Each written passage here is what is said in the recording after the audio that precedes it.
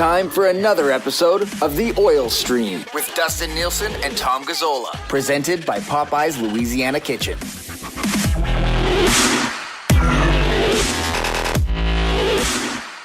Hello, everyone, and welcome to a Friday episode, a pre-deadline episode of The Oil Stream. It is Nielson and Gazzola here on The Oil Stream, brought to you by our presenting sponsor, Popeye's Louisiana Kitchen. And I have to create a sense of urgency, Tommy. 2 days left to get your hands on the collector cups. April 11th is the final day. That would be Sunday. So tomorrow, Oilers play the Flames, Battle of Alberta, swing by Popeyes, pick up the meal that'll get you one of these, go home and enjoy your overly large soda while watching the hockey game, Tommy. Beautiful. I feel like I could go for a Dr. Pepper right about now. Now, you could fill up one of those fantastic Popeyes collector's cups, probably reverse retro or regular away uniform for me. There it is. Very sharp, very sharp. And give it a lot of ice, Dr. Pepper. I don't know if I can finish an entire one without going to the bathroom a million times, but a Dr. Pepper right about now heading into the weekend would be nice. Give me that Dr. Pepper. These things are literally the size of my head. Like, look at my head. I am a human man. I am 6'5". These things are the size of my head right here. Like, you are a large individual. That's wild. And that is a huge cup. But you know, like Instagram models put out other products and stuff all the time. Oh, do I look like an Instagram model a little bit right now? Buddy, you're better than an Instagram model. Not only do you look like one, you're better than one because you have a large heart. and you're not just like this self-promoter, unlike the influencers that we get to see every day on Instagram. Can I go on a little tangent about them really quickly? Go ahead. I can't stand them. They annoy the piss out of me. And the fact that they have such big followings and make money off of it, in one way is brilliant. And at the same time, it's just such a sellout that you're like, there's nothing to you except for everything on social media. Like, where's the fulfillment outside of money and rent? You got it all laid out, hey? I had no idea you had such a disdain for Instagram promoters. There's times where people will be like, Tom, you got to sell your brand. Tom, we could do some opportunities through social media with you. And I'm like, okay, I'll explore it. I'll ask the questions like, what do you need? Like, what can I get out of this? Why, what's the benefit? And they're like, well, Monty, you have to put out X amount of posts. You have to do these hashtags. And I'm like, you know what? It's not worth it. At least to me, it's not worth it. Unless it's like an extravagant amount of money and an offer I can't refuse. F that, man. I just can't stand it. It's so soulless to me that I just say, I'm good. I'm going to go golfing and I might post a picture of it.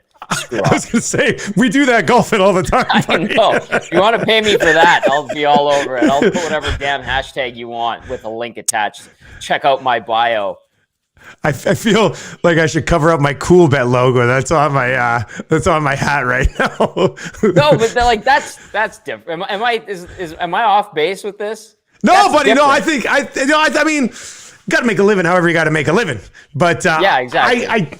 There's a lot of it, and I don't buy into a lot of it. I guess is like what I'm saying. Outfit of the day, or like these. Hey, here's my what I'm wearing today. You can get it here, and here, and you're just like, oh my god, that is so obnoxious and ridiculous, and like, I follow a few people like that because they're friends. Yeah, but I'm just like, Jesus Christ, I have to just like pass by them. I don't double tap those. One more time, pick up your cups at Popeyes today. You can get those before they wrap up on Sunday, April 11th, the last day for those. It's a little different. Well, I mean, because we're providing, like content here. We're doing a 25-minute podcast. Yeah. Come on. It's not pictures, stupid pictures that you look like an asshole in the corner of a street trying to get that perfect background with some jabroni taking those photos. This is different. We're talking about sports. Talking about delicious meals. It's synonymous with one another in harmony, and that's why we love it.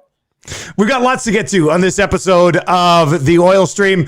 We'll get to the Sens here and the Oilers, talk a little bit about Puljujarvi and Yamamoto banging a couple in last night. Deadline day, obviously, Lou's here as well. We got a Battle of Alberta as well. We'll get to any of your comments. If you got any deadline day questions or players you'd like us to discuss, and you're watching on the live stream, hit us up right there. I'm watching the comments right now. We'll get to a few of those, and subscribe to the podcast as well. It's all brought to you by Popeye's Louisiana Kitchen. And we've got a new sponsor coming on board next Wednesday as well, which we're pretty excited about too. So that should be good. Yeah, that should be good. And again, more wholesome and actually makes sense. It ties in nicely, unlike influencers. Whatever, rant over. It's been over for 2 minutes. I'm so sorry.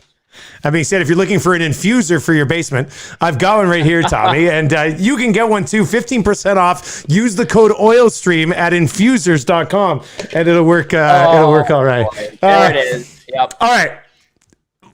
The Oilers just swept the Ottawa Senators 9 games. The Senators have at least one win against every other team in the North Division. Yet I still see people, I'm sure you probably saw a little bit on your text messages too. Who cares? It's a Sens. It's a Sens. I don't care the league or the team. You beat somebody 9 straight, buddy. That's pretty bloody impressive. I think the stat that popped out to me was, I think it was like 70 or 80 years ago, the Habs beat the Bruins 10 straight in one season. That's a 6-team league where you had to play every other team almost 10 times plus a year. And in this era of the NHL, I mean, obviously the schedule's so quirky and all of that because of COVID, but that's incredible. And to beat a team 9 times in a row in regulation is a feat. And you're right. It is worth noting that they have the Winnipeg Jets, the Ottawa Senators beaten teams like Winnipeg and Toronto and Montreal. I think Vancouver's given them fits, but they get to play them a bunch more still this season. And they mopped the floor with the Calgary Flames, although that's becoming a recurring theme, obviously. but it honestly is an accomplishment. And then the other thing on top of that, Dusty, is the fact that this is something the Oilers have struggled with in years previous, is when you perceived an opponent to be weaker or an opportunity to win a game against a team that, you think wouldn't be up to snuff to the Oilers in that particular year, they usually lost those games and would disappoint the fan base. This year, against the worst team in the division, they did not do that a single time. And that's a sign of a good team. I think that's a sign of growth ultimately. So go ahead and poo-poo it if you want, the 9-0 against the Sens. That's 18 points on the board, has you in the mix, and that's what good teams do. If you're watching on the TSN 1260 Facebook page as well, I can see your comments there too, so feel free to chime in there. Domination of the Sens, take care of business against them. If they lose 3 or 4 of those games, it's a completely different story. I mean, you look at what would happen. The Sens wouldn't even be last in the division right now. Calgary would actually be last, but they took care of business. Draisaitl and McDavid didn't need to torch them last night, but they had a hell of a season against those guys this year. There's Tyson Barrie had a huge offensive 9 games against the Ottawa Senators as well. No Ryan Nugent-Hopkins last night, and they still stuck with McDavid and Draisaitl together, which shocked me. I thought when Nuge was out, I was like, okay, well, you got to go back to those 2 guys apart, but they didn't. Tippett stuck with it. I know on the broadcast last night, they showed Nuge taking a hit a little bit up high here, Tommy, and I know he hasn't been great this year, but this is not a guy you can really afford to have it in your lineup for very long, can you? No, and this is a topic that came up again last night, even though he didn't play. But you've said it eloquently before. All right, you get rid of Nugent-Hopkins for whatever reason, hypothetical. All of a sudden, you lose a guy that's one of your top 6 left wingers, fills in at center, and he does it just fine, by the way. It's not like he's forgotten how to play center in 10 years in the National Hockey League, and because he hasn't for a season doesn't mean he doesn't know how to. He's one of your guys on the PK, the go-to. It's him and Jujhar Khaira. They're usually out there most times for 2 shifts on a penalty kill. He's not great on the face-off dot. We know that. He never has been really. But in most seasons, Dusty, he's a guy that gives you some decent 5-on-5 offense. He gives you power play offense, obviously. Clicks well with McDavid and Draisaitl. McDavid obviously likes playing with him, having him on his wing. And it's a hard guy to replace. If he were to go down or be traded, that's a huge hole. Re-emphasizing that. And yesterday, they kind of filled in by committee. Kyle Turris back out there, and that gets him waived. So here we are. I mean, Ryan Nugent-Hopkins, you're right. He's not having the greatest season. He's still putting up respectable points, not the way you probably in a perfect situation would like him to, and that's 5-on-5. Is he a driver of his own line? I know that's the new buzzword right now. Not necessarily, but if he can click well with his wingers, then that's a hell of a line. And that's, something we've seen at times throughout his career. 60 to 70 point guy. What's there not to like? Those guys go for $6 million plus a season. That's the market nowadays. You know what? I think this whole driver of his own line, they can't drive his own line, can't drive his own line. I think it's such an overrated statement. And it's something we probably stick to a lot here in Edmonton. Yeah. But like, you're expecting Ryan Nugent-Hopkins to go out and make Cahoon and Yamamoto that much better. Like, the reason Leon Draisaitl can do it is because he's a bloody Hart Trophy winner. I mean, this is a guy who was on pace for 130 points last year. He was having a phenomenal season. Like, I feel like we all have this expectation for Nuge that he needs to drive the line the same way Draisaitl does when he's on there, and that's just not how it works. There are very few players in this league, in my opinion, who truly drive their own line. Draisaitl would be one of them. McDavid would be one of them. The McKinnons, like those types of guys. I don't expect a lot of $6 million guys, 5.5, whatever you want to say. I don't expect a lot of those guys to be true drivers of their own line, Tommy. I mean, maybe my expectations are completely blown here, but I don't think that's unfair to say. No, and I think that's something that needs to be brought up. I've had that thought too. It's kind of unfair in a way where you totally expect or you're at a point where you're trying to compare him to McDavid and Draisaitl down the middle. Those are two of the best in the world right now. And that's not how it's not a fair comparison in my books, Dusty. So maybe the line drivers, if you want to call it that, because that's something that's come up. It's a new term that, we've been using. Maybe that's like the new number one D-man. You know what I mean? Where we're talking about number one defenseman in the National Hockey League. Well, there's only 10. I remember the first time I heard that, I was like, what do you mean? There's 30 teams in the National Hockey League at the time. And you're saying there's only 10 number ones? Every team's got a number one. And then it's like, no. There's 10 number ones. And it's almost like this driver of the line is only a handful of guys, and they're the elites of the elite. And I think that's kind of where we're getting to. And it's good to kind of shed some light on that, I think. Montreal Canadiens, give me a forward who drives a line, in your opinion. Can you say Josh Anderson?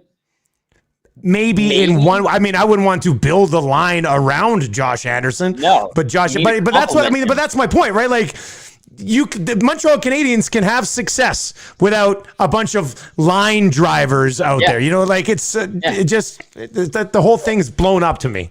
Really quickly, Philip Deneau, Jonathan Drouin, Eric Stahl, Nick Suzuki. Are any one of those guys driving their respective lines? Is Brendan Gallagher a guy who drives his line? No, it's like putting these pieces together to give you a rock solid line. That's a very good point.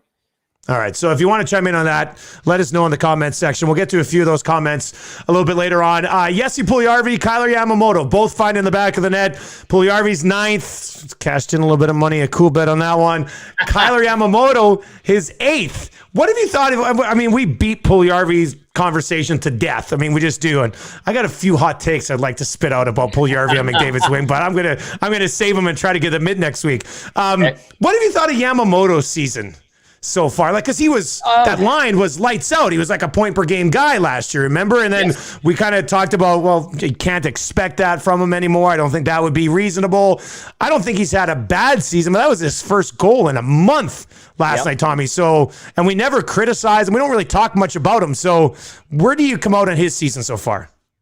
It's been spotty, hit or miss, up and down, peaks and valleys, however you want to describe it. And I know we make a lot of the sophomore slump thing when it comes to defensemen, and I think it can apply to wingers. The guys in their, let's call it his second full year, if you will. I know he came in basically on New Year's Eve of last season and went on a hell of a run. So I think that's part of this trials and tribulations that, we've waxed poetic about Caleb Jones and Ethan Bear. And I think that can be applied to forwards as well. Guys that are just establishing themselves at the National Hockey League level. And that's what we're witnessing with Kyler Yamamoto. But it's not for a lack of effort. Generally, he's in the right place at the right time. It's just finding that success offensively consistently again, like he did last year, which was great, but a little more subdued this year. He's working through it. Nice to see him get rewarded. Dusty, that's the other thing too. He scores a greasy goal like that. That's a good sign. Putting himself into the right spot, getting his nose dirty and tucking home an ugly goal like that, I think goes a long way. And maybe it leads to more skill goals and he finds his rhythm at the right time of year. But trials and tribulations of a guy still trying to find his groove at the NHL level. With the pace that they scored on right now, Puljujärvi and Yamamoto are on pace for about somewhere in that 17 to 20 goal range over a full 82 game season. And Tommy, if you told me you got a couple of young guys who are still trying to find their way essentially in the National Hockey League, kind of say they're both playing in their first full season, really, now that they've sort of established themselves, that's not a bad number, is it? 17 to 20 goals. No. I think you take that with room to grow. I'd be more than content with that unless they were the leading scorers on those lines, if that were the case. And that's not the case, obviously. So as they continue to find themselves and provide a nice complement to the more established players, the superstars, if you will, on the team, that's fine. Let them find their groove. All right, so deadline day is now 3 days away. We're expecting it to be essentially pretty quiet. Brett on 1260 Facebook page says where is it here? He wants Hall or Getzlaf. He's mentally preparing for Glendening, though. And I think that's how you have to approach it. You look for something smaller. Would you be surprised if Ken Holland is going out on the phone lines and being like, look, I got a fourth to move, and that's it. Give me your best offer for my fourth, and I'll weigh my options. That's not too crazy to think that that's the deadline this year. Not at all. I think that's totally rational. And who knows? Maybe Ken Holland, he's been at this for a long time. He's a wily vet when it comes to being a GM. Maybe he does have an ace up his sleeve. I'm not so sure that it's likely that something like that works out. And I know I've kind of maintained that same thought process throughout this whole season. But he surprised us with Athanasiou last year, which was pleasant, I thought. And even Mike Green a little bit. You're like, oh, geez, okay. Wow, Ken Holland doing more than just picking up Tyler Ennis. And I'm not holding my breath out. And I think that comment on our TSN 1260 Facebook page saying, I'm hoping for Holland Getzlaf, but preparing my heart for Glendening is just probably perfect. Well done. That's just a great way to go about it. I think it was David Staples who might have had the poll about would you move this year's first round pick in a deal for something. And I think it was more than 50% of people said yes, which I'm pretty opposed to unless it's for certain situations. What do you think it would take for Ken Holland to actually move this or next year's first round pick? Boy, you better be getting an impact top six forward or an impact left shot defenseman for more than just a rental. That's probably it. Someone with some term, young enough, and as close to their prime of their career as possible to make that kind of sacrifice with the first rounder. Build from within is the theme of the NHL now, and to give up on a first rounder, keep in mind this draft is going to be bizarre. I mean, I know scouts have been finally sent out in full force more so recently, but who knows with this abbreviated season, what you can really evaluate and how much stock you can put into guys playing in NCAA and the CHL and over in junior leagues in Europe right now. It's going to be so weird, but it's got to be a pretty good return for a first rounder, even in a weird season like this. And I would think it'd have to be an impact player like that with term left. I would only do it if you can and it probably have to be part of something.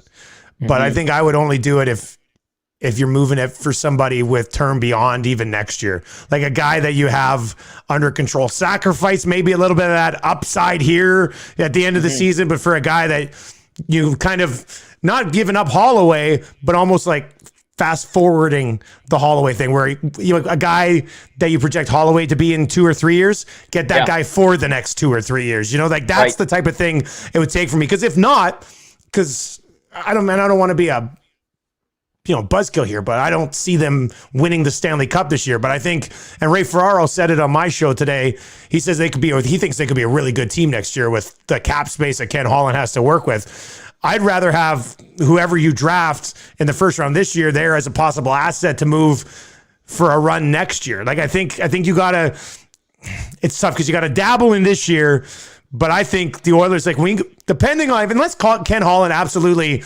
craps the bed in free agency, I think a lot of people will see the Oilers as a sexy pick heading into next year.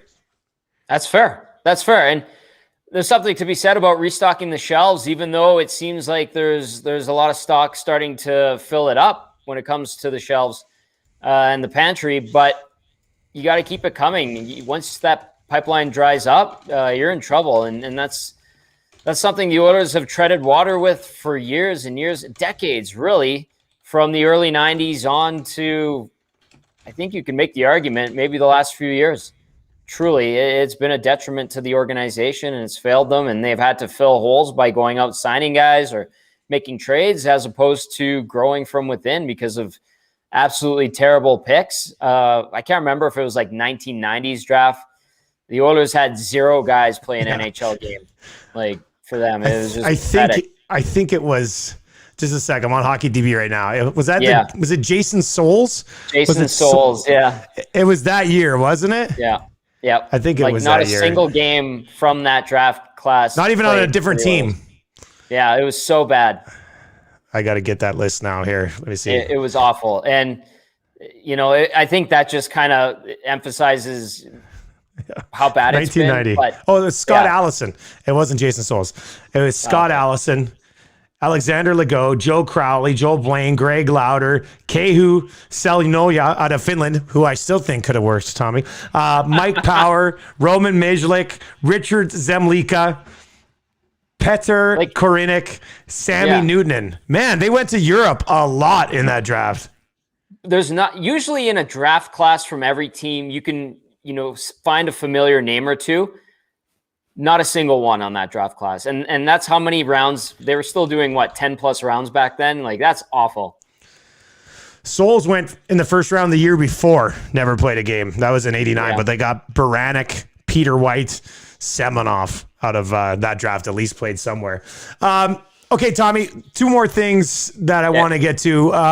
First of all, the schedule things. After Saturday night, are the Oilers not going to play again for a week? Are they getting another week off here? How's the National Hockey League not finding a game to mix in here? 2 days ago, I thought for sure they would be trying to find a way, the NHL would be, to schedule some games in that gap of days, because we know they're not playing the Vancouver Canucks. Absolutely not, because of the COVID situation there. But yesterday, Dave Tippett was asked about it, and he goes, it sounds like we're going to have a bunch of time off. And then the only other tidbit that came out of this whole scheduling fiasco, if you will, or situation, I think is probably a better way to describe it, is maybe Vancouver's ready to play by Friday, and they could play one of those 2 games on Friday, and then that creates a back-to-back for the Oilers because they have a game on Saturday. But with all that time off, at least they're at home as opposed to on the road twiddling their thumbs in a hotel. And at least they're not bouncing back and forth between Montreal and Toronto, back to Montreal. But right now, it seems like it's going to be pretty quiet, which sucks, because I thought this was a great opportunity to squeeze some other games in from further down the schedule. Doesn't sound like there's any movement there, which is odd, but this is something you got to roll with the punches this year. It sucks. Here we are. Well, hopefully everybody stays COVID safe, because didn't the Canucks have a bunch of time off right before they got hit with this COVID? You got to be careful. Travis Green told them, get hockey out of sight, out of mind. Yeah. Come back refreshed, all of that. And, someone slips up and all of a sudden they contract COVID-19. And here we are in a pickle of a situation.